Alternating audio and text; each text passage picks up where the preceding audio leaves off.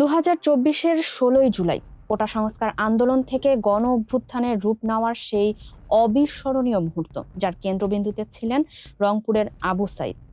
দীর্ঘ বিচারিক প্রক্রিয়া শেষে আজ সেই আবু সাইদ হত্যা মামলার ঐতিহাসিক রায় ঘোষণা করেছে আন্তর্জাতিক অপরাধ ট্রাইব্যুনাল।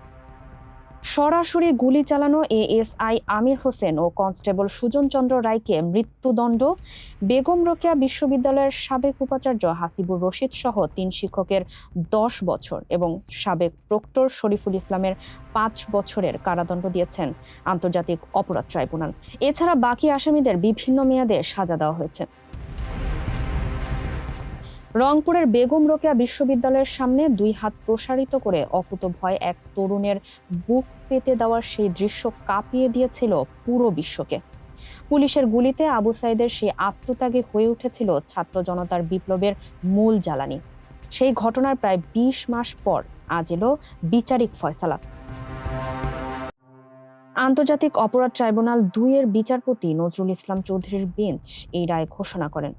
মামলার মোট 30 জন আসামির মধ্যে 6 জন বর্তমানে কারাগারে থাকলেও বাকি 24 জন এখনো পলাতক, যার মধ্যে বিশ্ববিদ্যালয়ের সাবেক প্রক্টর ও উপাচার্যও রয়েছেন। আদালত তাদের বিরুদ্ধে গ্রেফতারি পরোয়ানা বহাল রেখেছেন। সাধারণ শিক্ষার্থীরা বলেছেন, এই রায় কেবল একটি বিচার নয়, বরং জুলাই বিপ্লবের শহীদের রক্তের প্রতি রাষ্ট্রের দায় মুক্তির প্রথম পদক্ষেপ। দ্রুত দণ্ড কার্যকর ও পলাতক আসামিদের গ্রেফতারি এখন মূল দাবি। ফারিহা আহমেদ, মানবকণ্ঠ।